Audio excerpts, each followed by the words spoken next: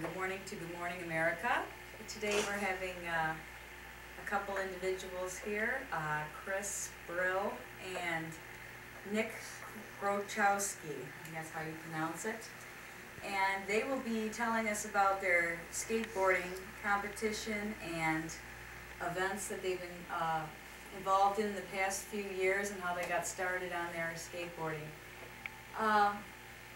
Fellas, why don't you go ahead and tell us, first of all, who is your sponsor? Well, we have two sponsors, Palm Peralta, which we have our boards made, and we Tracker Trucks. And they're a truck company, and they make the trucks that we use. And they take care of all your They take care of the expenses. We charge the money to them, and then you have to pay them back in royalties. That's like winning contests and doing commercials. What type of earnings can you make in skateboarding as far as your winnings go? It depends on if it's a big contest, you know, sometimes it's about $5,000 for the first place, and there's a lot of contests. A lot of it's just fun. Yeah. Where do some of the competitions take place? Del Mar used to be one of the biggest. It's a skate park, but Del Mar is no more. It went. Where did skateboarding start in? What part of the country? China. Started in China. Animal Chin was the first one, and he put two roller skates on a 2x4, and that's how I started. And it caught on and spread. And how did you boys get your start? Well, it must have been about 2 years ago when just Nick didn't, we didn't both know anything about skating. We bought some, not really high price skateboards, $40 range, and just started skating a lot and reading a lot of magazines is the most that helped us. How many hours of practice do you put in a day? Probably about 5. We skate a lot. We do a lot, it takes, demos. During a day, you have to do, there's 3 types of skateboarding, really. Street skating, which is everything to do with street. Half pipe was, wooden, half of a pipe, and there's pool or bowl or, full pipe or, you have to try and get all those in, I heard that there's a lot of skating parks that you can go to. Yeah, Del Mar was the biggest one that they had, but that went because they found new management, and they used to be really mellow about the rules, and they used to be mellow that kids can skate at night, when it's closed, they let them in, privately, and it's all kicked back and everything. But they got new management, and they had, if you didn't have wrist guards, you couldn't skate, and it got really bad. Just uprisings against the management. So finally went. How would a judge rate on competition? Well, there's categories that they rate you on. There's a vertical contest where on half pipe you go up and see how high you can get, and they measure. And the highest is 11 foot high. Do they use video cameras and replay cameras for that? And they have a scale on the side to show how much. Highest air ever recorded was 11 foot air. 11 foot air by Steve Caballero. And where do you rank in competition in the state? Sometimes in small competition, not really big. That is one of the biggest, but in small competition we can rank first. We used to rank first everywhere unsponsored. That's a category where you're not quite good enough, to get a sponsor. But once you get sponsored, you're in with the top ranked people, and it becomes a lot harder competitions.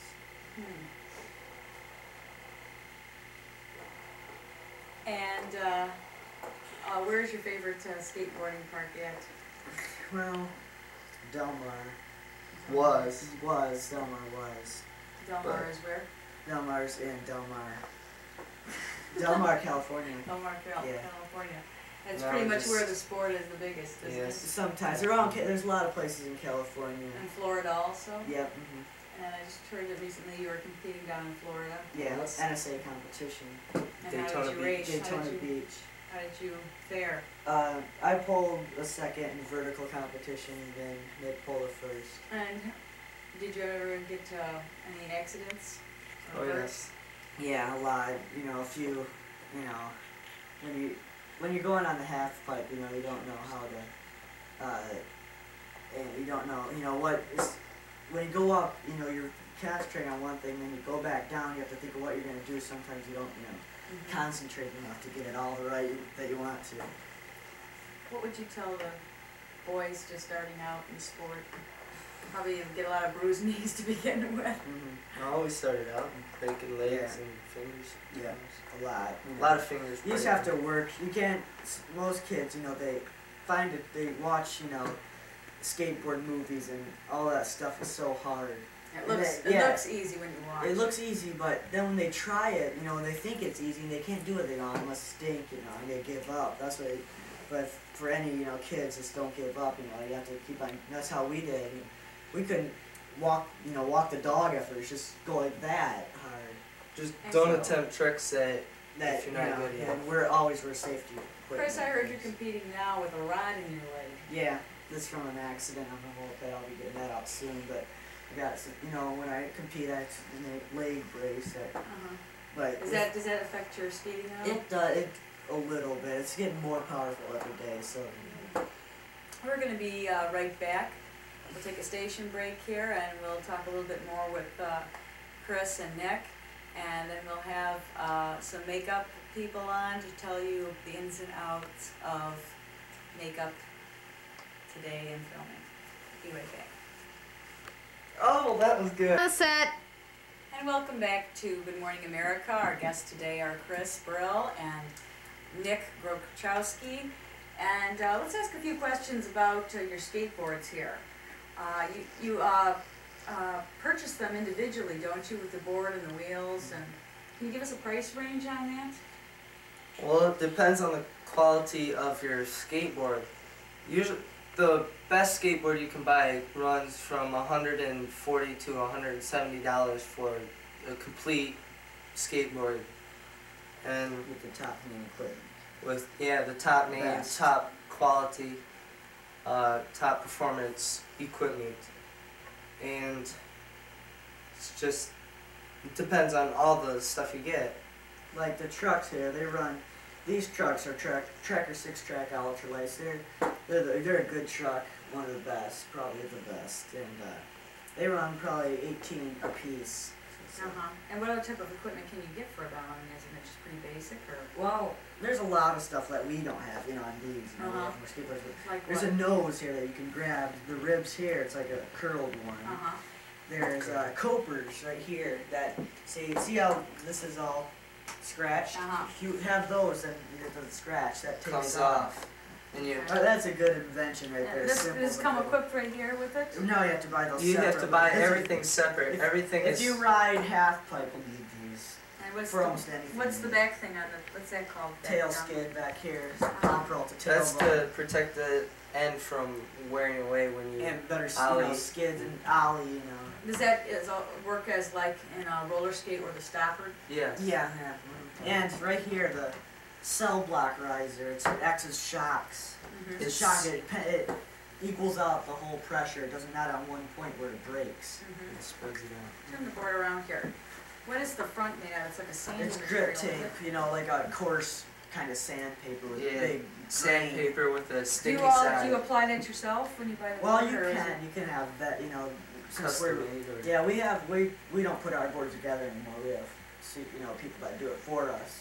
You know, so we don't, you know, How take many the action. How many boards do you go through, or do you use just the same one Well, that you used to? right here, the wheels are probably the most thing you go through. Yes. Because they wear down. If you like skate hard for a week and a half, I mean hard, you're looking for new wheels in a few days.